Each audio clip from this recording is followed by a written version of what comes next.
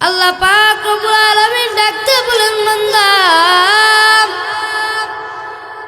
ও দুনিয়ার মানুষ, ও ফুলবাড়িয়া কিরাম, শুনিয়া নেন। আমার আল্লাহ ডাক দিয়া কয়, বান্দা তুমি এত গুনাহ কামাইলা, এত গুনাহ কামাইলা, এই দুনিয়ার মোহে পড়িয়া তুমি নামাজকে ভুলিয়া গেলা, আখিরাতকে ভুলিয়া গেলা।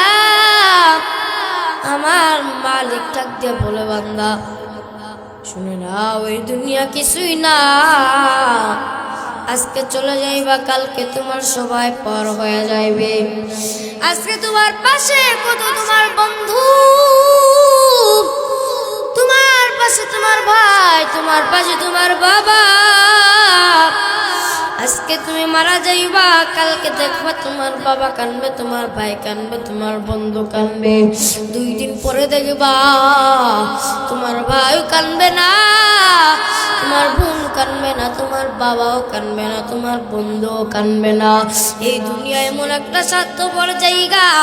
এই দুনিয়ায় তুমি যদি আখিরাতের কথা চিন্তা করিয়া যদি আমল কামাইতে পারো, আমার মালিক ডাক দিয়া কয়, আমি আল্লাহ আমার বান্দাকে দুনিয়াতেও ভালোবাসবো, আখিরাতেও আমি আমার বান্দাদেরকে ভালোবেসে তারপরে তাদেরকে জান্নাতে নিয়ে যাবো। সুবহানাল্লাহ। দেখতে শুনতে মানুষ আমরা, আসল মানুষ না। দেখতে শুনতে মানুষ আমরা, আসল মানুষ না। বাড়ি গাড়ি পাগল আমরা, আল্লাহর পাগল না। গাইরে বাড়ি গাড়ির পাগল আমরা, আল্লাহর পাগল না। দেখতে শুনতে মানুষ আমরা, আসল মানুষ না। বাড়ি গাড়ির পাগল আমরা, আল্লাহর পাগল না। বাড়ি গাড়ির পাগল আমরা, আল্লাহর পাগল না। স্বার্থ টানে ভালোবাসে অন্তর থেকে না, স্বার্থ টানে ভালোবাসে অন্তর থেকে না। ভালোবাসা মিছা কথা বিশ্বাস কইরো না।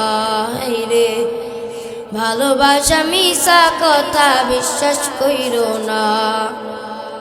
এই দুনিয়ার সবাই পর, কেউ তো আপন না। এই দুনিয়ার সবাই পর, কেউ তো আপন না। সাথে যাইবে আমল নামা, ভুইলা যাইও না রে মানুষ। সাথে যাইবে আমল নামা, ভুইলা যাইও না। কথা বলেন ঠিক না বেটি? বাড়ি গাড়ির পাগল আমরা, আল্লাহর পাগল না। বাড়ির মোহে পড়ে গিয়েছি, সন্তানের ভালোবাসার ভিতরে পড়ে গিয়েছি। আমার আপনার মাথার ভিতরে চিন্তা, কেমনে টাকা কামাম, কেমনে ভবিষ্যতের কথা চিন্তা। ওই আখিরাতের কথা কারোর মাথায় চিন্তা নাই। এই জন্যই কবি বলে দিয়েছেন, যাইবার সময় তোমার বন্ধু যাবে না, বান্ধব যাবে না। যাইবার সময় তোমার আমল নামা তোমার সাথে যাইবে। বান্দা তুমি কখনো ভুইলা যাইও না। কথা বলেন ঠিক না বেটি? টাকার জোরে দেহের বলে করছো বিচার, হিসাব নিবে মাবুদ মাওলা, থাইকো হুঁশিয়ার। কথা বলেন ঠিক না বেটি? টাকার জোরে গায়ের বলে করছো বিচার, হিসাব নিবে মাবুদ মাওলা, থাইকো হুঁশিয়ার। এই দুনিয়ার সবাই পর, কেউ তো আপন না। এই দুনিয়ার সবাই পর, কেউ তো আপন না। সাথে যাইবে আমল নামা, ভুইলা যাইও না রে মানুষ। সাথে যাইবে আমল নামা, ভুইলা যাইও না। আইনাল বলে বেস্তের চাবি আমার দুঃখী মা। মানুষ সেবা পরম ধর্ম যদি করতে পাও রে মানুষ। মানুষ সেবা পরম ধর্ম যদি করতে পাও। মানুষ সেবা পরম ধর্ম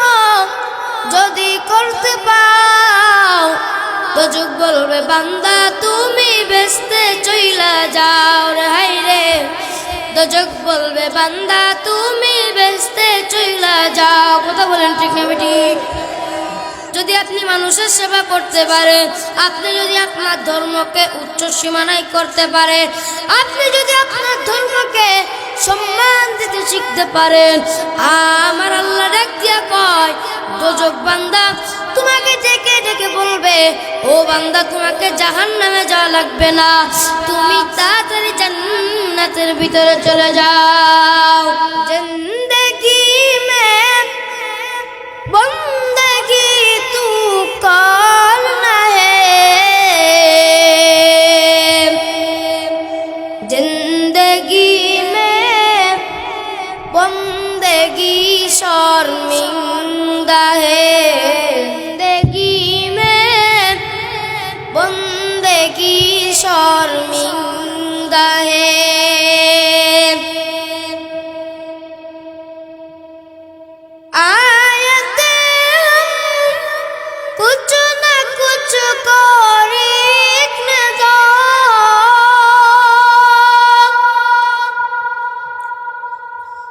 जैसे हो रोशन मेरे कल्ब बारहा जिंदगी में बंदगी तू करना है जिंदगी में बंदगी शर्मिंदा है जिंदगी में बंदगी शर्मिंदा है আল্লাহ পাক রব্বুল আলামিন ডাক দিয়া কই বান্দা তুমি যদি আমাকে পুকুরের ঘাট থেকে ডাক দাও আমি আল্লাহ তাও তোমার ডাকে সাড়া দিব যদি তুমি আমি আল্লাহকে মাঠ থেকে ডাক দাও আমি আল্লাহ তাও তোমার ডাকে সাড়া দিব আমি আল্লাহ সব সময় আসমানের উপরে থাকি বান্দা কোন সময় তুমি আমি আল্লাহকে আল্লাহ বলিয়া ডাক দিবা আর আমি আল্লাহ সাথে সাথে তোমার জবানের উত্তরটা আমি আল্লাহ দিয়ে দিব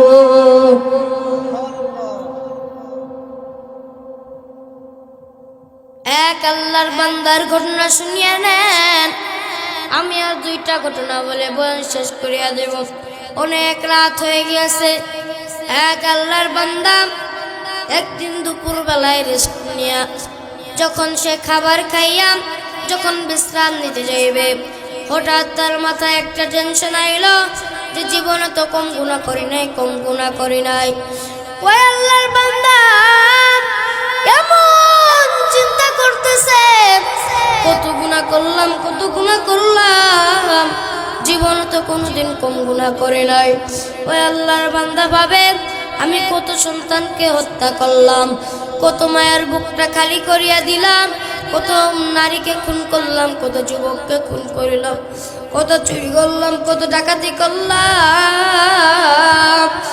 আমার মালিক মনে হয় কি আমার আল্লাহ কি আমার গুনাহ মাফ করবেন কি করবেন না আমার মনের ভিতরে ভয় আমি এখন কিভাবে আমি মাফ করাইবো আমার তো গুনাহ মাফ করাইবো গুনাহ করতে করতে আমার অন্তর না পাক চক্ষু না পাক জবান না পাক আবার শরীর না পাক আমি এখন কিভাবে গুনাহটাকে মাফ করাইবো আল্লাহর বান্দা কি করিল এক গ্রামের এক ইমাম সাহেবের কাছে বলল হুজুর আমি জীবনে কম গুনাহ করি নাই হুজুর আপনি আমাকে একটা রাস্তা দেখায়া দেন এমন একটা রাস্তা দেখা দিবেন যেন আমি জীবনের মতন ভালো হইয়া যাই আর যেন কোনোদিন গুনাহ করতে আমি পারি না ইমাম সাহেব ডাকতে বললেন আল্লাহর বান্দা ও নবীর উম্মতরা আশিকুল দল ও ফুলবাড়িয়ার যুবক বাবাজিরা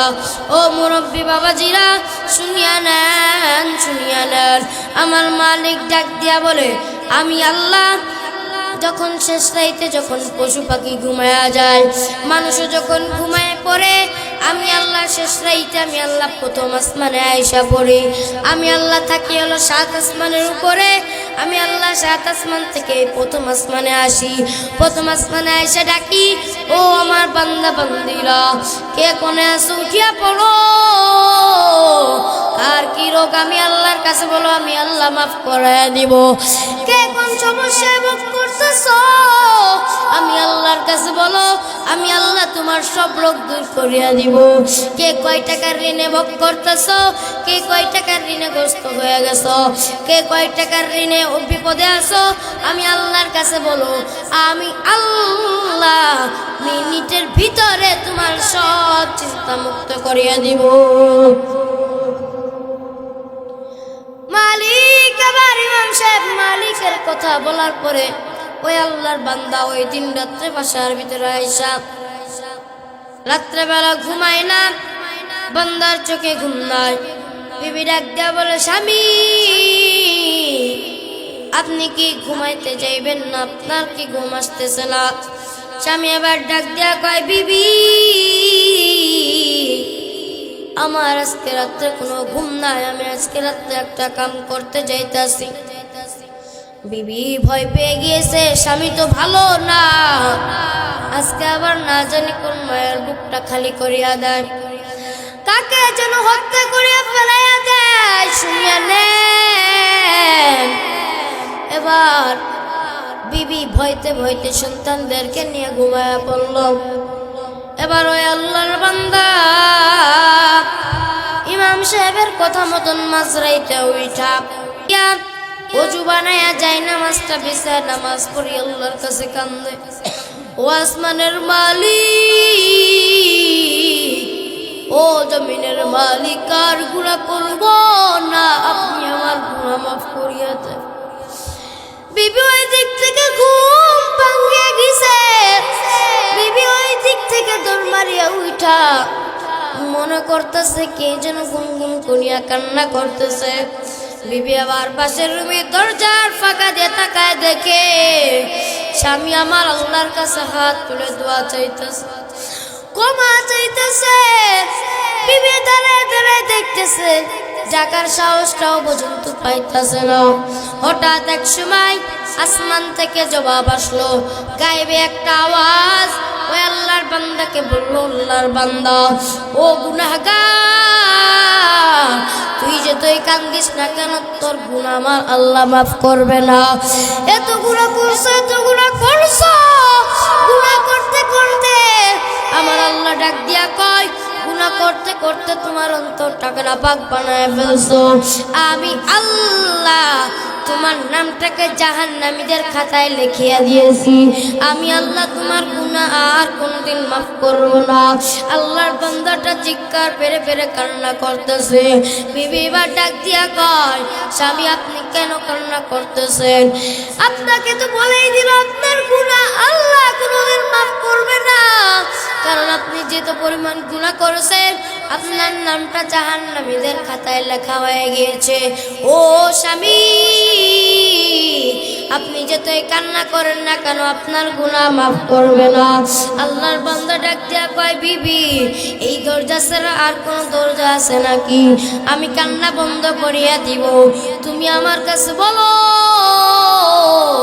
এই দরজা ছাড়া আর কোন দরজা আছে নাকি? যদি আর কোন দরজা থাকে আমি স্বামী এই দরজা বাদ দিয়া অন্য দরজায় যে মাপ চাইব। বিবি এবার ডাক দিয়া কয়, স্বামী না না, এই দরজা ছাড়া আর কোনো দরজা নাই, এটাই হলো শেষ দরজা। এই দরজায় যদি কেউ পাস করতে পারে আমার আসমানের মালিক তার জীবনে সব গুনাহ মাফ করে দেয় মিনিটের ভিতরে। সুবহানাল্লাহ। এবার ওই আল্লাহর বান্দা বিবিকে ডাক দিয়া কয়, বিবি যেহেতু এই দরজা ছাড়া আর কোনো দরজা নাই, আমি স্বামী এই দরজা ছাড়া আর কোনো দরজায় যাব না। কারণ কি জানো, কান্নার কাম হলো আমি বান্দার, আর মাফ করবেন কি করবেন না সেটার কাম হলো আমার আল্লাহর। কথা বলেন ঠিক না বেটে? এবার বান্দা এই কথা বলার পরে তখন চিৎকার পেরে পেরে আবার কান্না শুরু করিয়া দিল। হঠাৎ একটা আওয়াজ বলল, আল্লাহর বান্দা আর চোখের পানি খরচ করিও না, কারণ আমার আল্লাহ জাহান্নামীদের খাতা থেকে তোমার নামটা উঠায়া জান্নাতীদের খাতায় তোমার নামটা লেখায়া দিছে। যারা বলেন সুবহানাল্লাহ। तकबीर में कलमा में नमाजू में आजा में,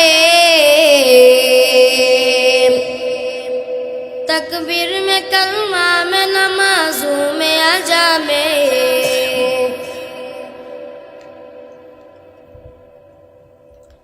है नाम इलाही से मिला नाम मुहम्मद, है नाम इलाही से मिला नाम मुहम्मद। আমি আপনি কোন নবীজির উম্মত? আখেরি নবীর উম্মত। কোন নবীর উম্মত? আখেরি নবীর উম্মত। যেই নবী জন্ম না হলে আসমানটাকে আল্লাহ বানাইতো না, জমিনটাকে আল্লাহ বানাইতো না, গাছ বানাইতো না, কিছুই সৃষ্টি হইতো না। ওই নবীর ওসিলায় গাছপালা আসমান জমিন সৃষ্টি হয়েছে। সুবহানাল্লাহ বলেন। আল্লাহ পাক রব্বুল আলামিন আমাদের কত ভাগ্য দিয়েছে, যেমন একজন নবীর উম্মত বানায় তারপরে আমাকে আপনাকে দুনিয়াতে পাঠাইছে।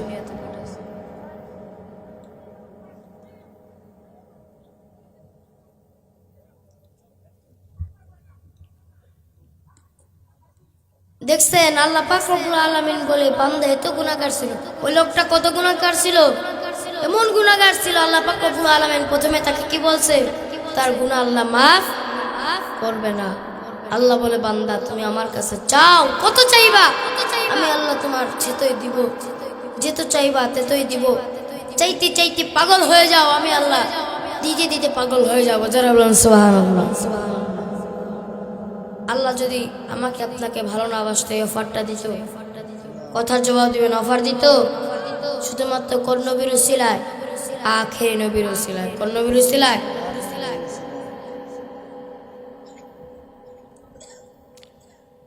এই জন্যই যেত গুনাহ করেন না কেন, শুধু আল্লাহর কাছে মাফ চাইবেন। কার কাছে? আল্লাহর কাছে মাফ চাইবেন, আল্লাহ মাফ করে দিবেন। একদিন একটা বান্দা এমন গুনাহগার, গুনার কোন শেষ নেই। যুবক, আপনাদের মতন যুবক যারা আছেন শুনিয়া নেন, এত গুনাহ করতেছে, এত গুনাহ করতেছে। গ্রামবাসী ভাবিয়া নিল যে এত গুনাহ করতেছে, এত গুনাহ করতেছে, তাকে এই গ্রামে রাখা যাবে না।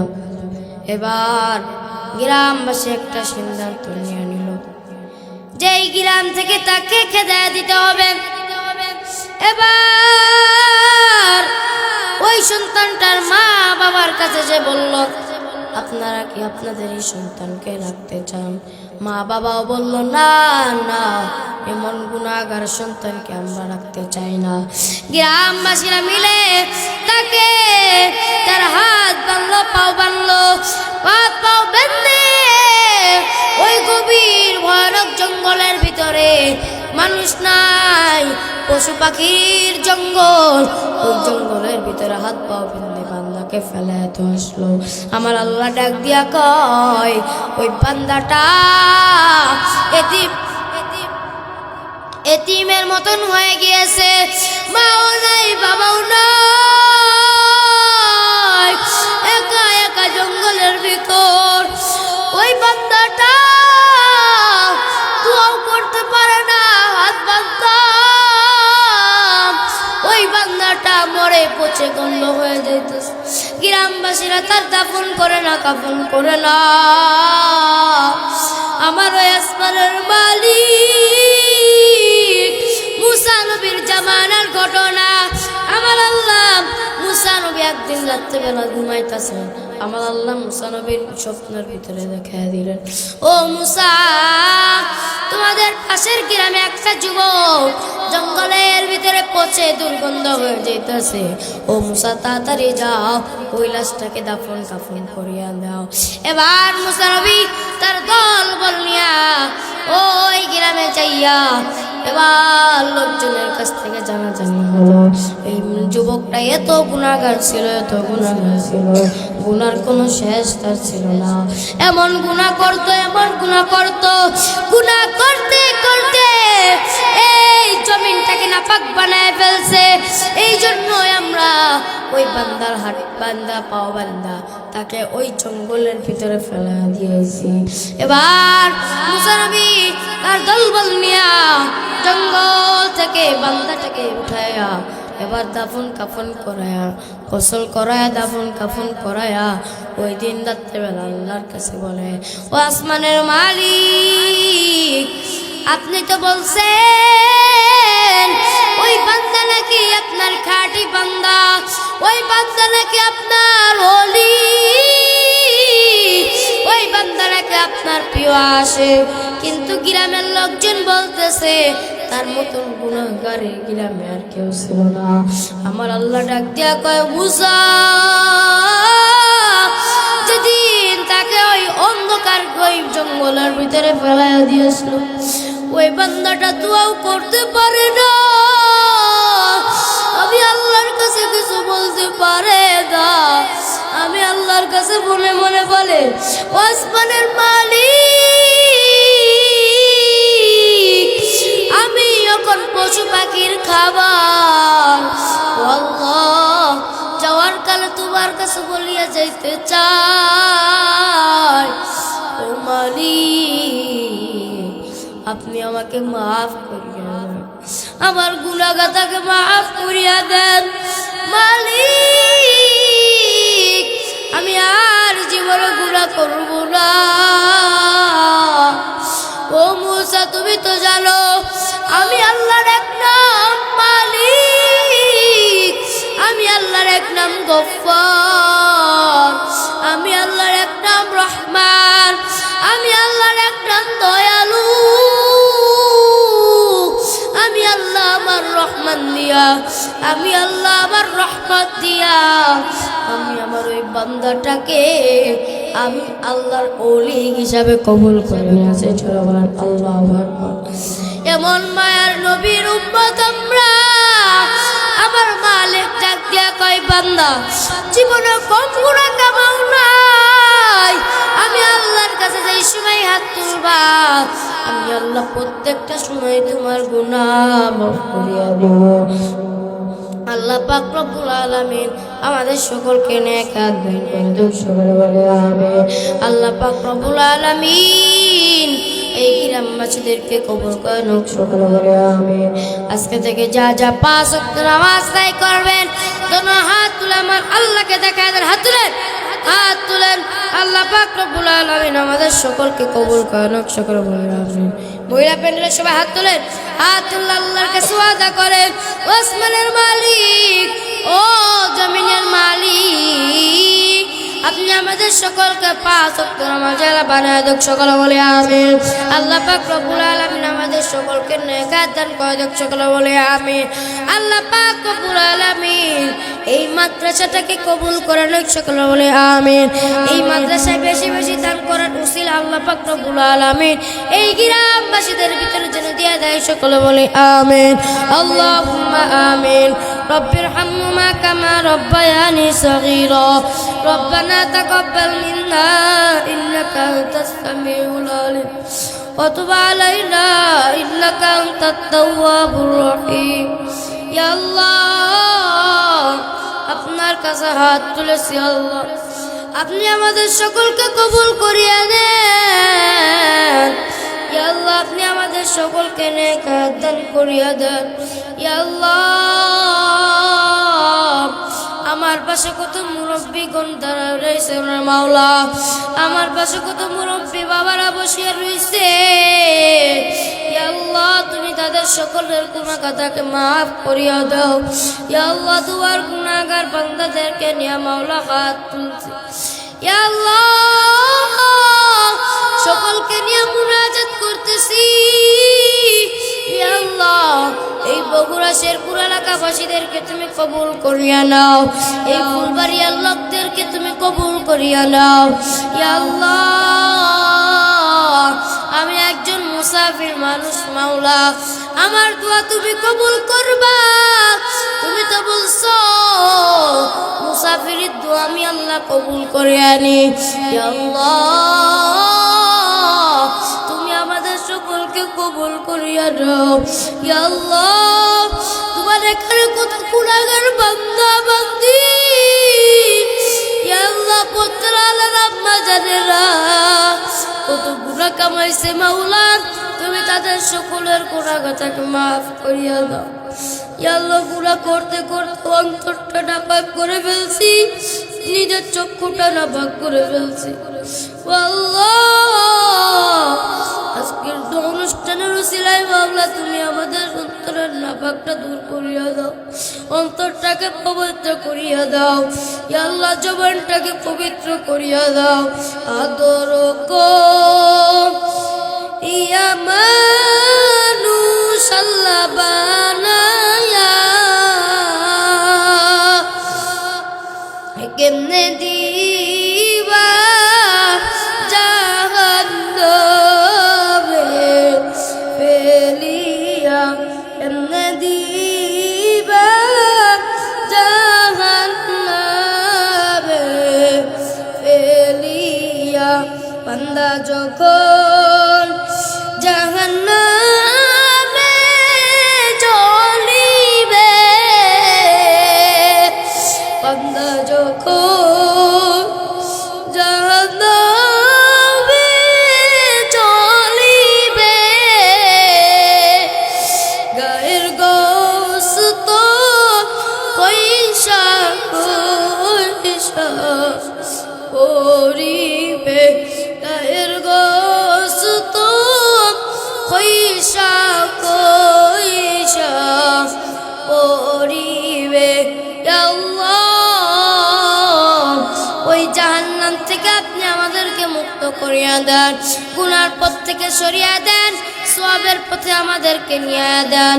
ইয়া আল্লাহ এই গ্রামবাসীদের সকলকে আপনি 5 ওয়াক্তের নামাজি বানায় দেন।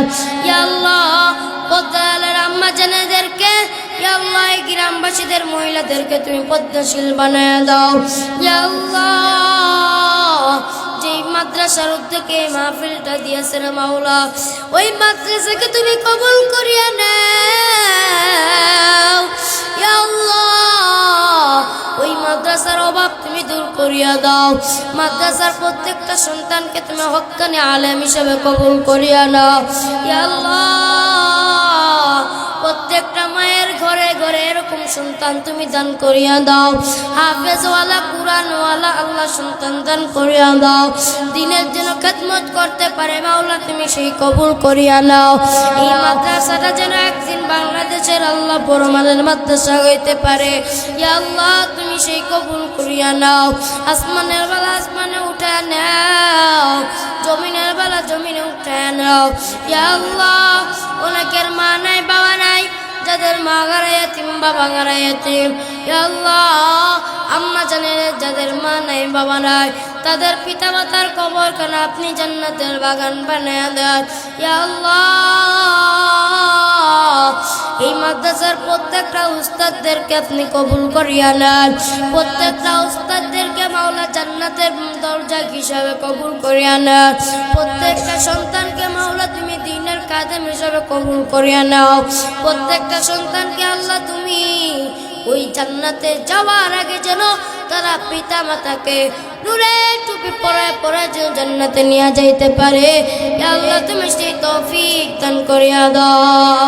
ইয়া আল্লাহ মাদ্রাসার বড় হুজুরকে তুমি কবুল করিয়া নাও, মুরব্বীদেরকে তুমি কবুল করিয়া নাও। সুবহান রাব্বিকা রাব্বিল ইজ্জাতি আম্মা ইয়াসিফুন ওয়া সালামুন আলাল মুরসালিন। ইয়া আল্লাহ তোমার কাছে একটা দোয়া করব মাওলা, এই গ্রামবাসীরা যেন পরিবার যেন আরো বড় করে অনুষ্ঠান দিতে পারে মাওলা, সেই তৌফিক দান করিয়া দাও। এই মাদ্রাসাকে তুমি আসমানের বেলা আসমানে উঠাই নিও, জমিনের বেলা জমিনে উঠাই নিও। এই মাদ্রাসাকে তুমি কিয়ামত পর্যন্ত কবুল করিয়া নাও। সুবহান রাব্বিকা রাব্বিল ইজ্জাতি আম্মা ইয়াসিফুন ওয়া সালামুন আলাল মুরসালিন। মালিক যেদিন মরণ দিয়া দিবেন, মালাকুল মাউতকে যেদিন পাঠিয়ে দিবেন, আমাদের সকলের জবানে জারি করিয়া দেন মধুর কালিমা কালিমাতুত তাইয়্যিবা লা ইলাহা ইল্লাল্লাহু মুহাম্মাদুর রাসূলুল্লাহ।